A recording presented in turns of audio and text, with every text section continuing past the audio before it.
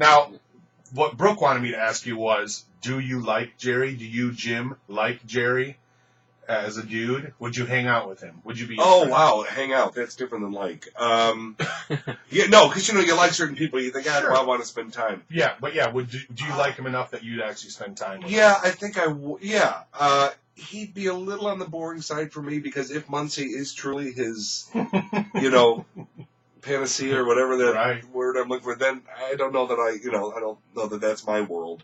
No. But I do like the thought of going home and, having a comfortable life and all that kind of stuff.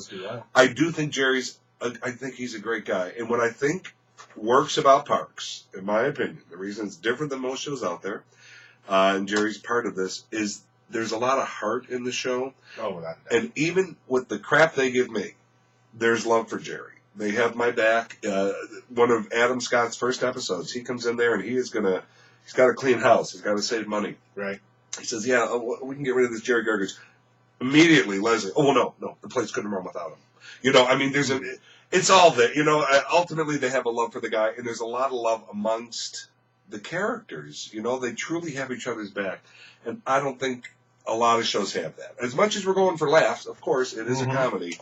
I think there's a lot of heart in the show. I think you're right, because it's driven so much by, there's so many shows, just many terrible ones that I don't feel like mentioning, but even some good ones where so many characters, if you think about it, you're disappointed when you realize that people are on the show are almost always funny the same way.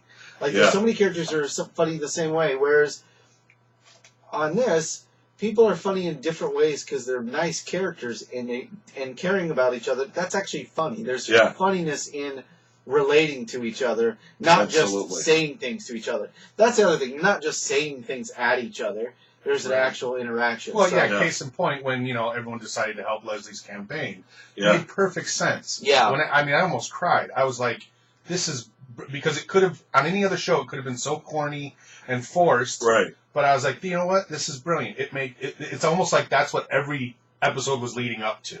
This one moment. Exactly. And if the episodes, obviously, the many episodes before that episode, Leslie does so much for everybody. Oh,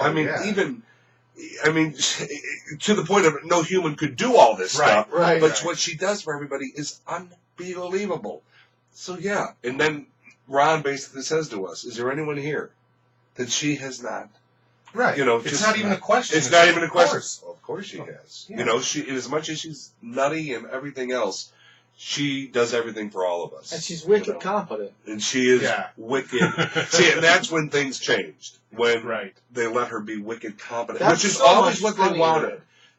The whole Leslie thing at first, I don't know how it all played out, other than it wasn't coming across. I know for a fact, Amy never said, I want this character to be the dumbass Michael Scott, who, was brilliant, but we don't need that again.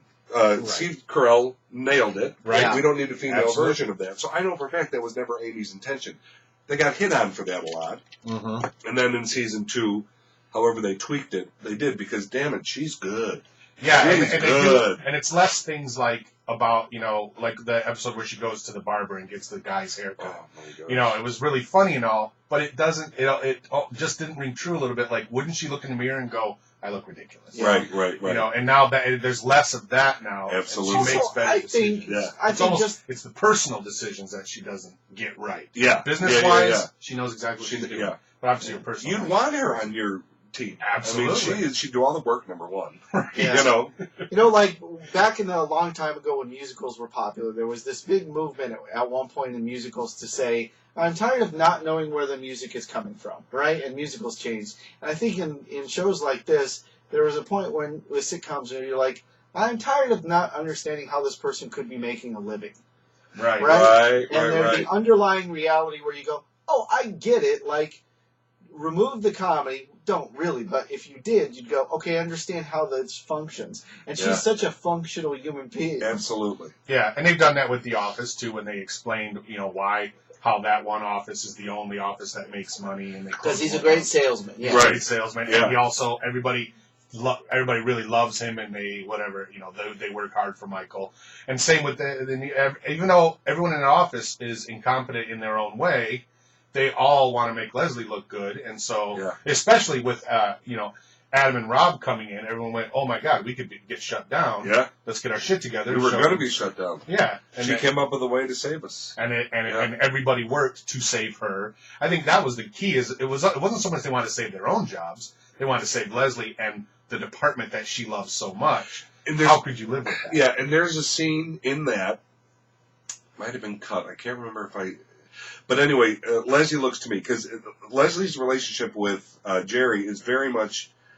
This has been his whole life. Right. So he knows, he's certainly not as smart or as driven as she is, but he loves where he works. I mean, he's been there many, many years. He knows he's got a routine. You go there, you do what you're doing, blah, blah, blah.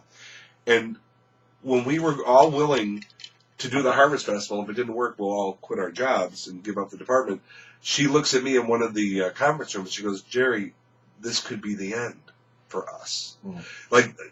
And she was right to me, right to Jerry, because the two of us, I think, have the most, not just to lose, but we have the most love for that place, you know. And I love that moment. I know the reason I know I've seen it is so it's either in outtakes or it was in the original episode. I can't remember, but it was such a great moment of, okay, we've been here a long time. This is down to us now. Are we willing to do this? Right. And of course we were. Yeah, and it worked out so great.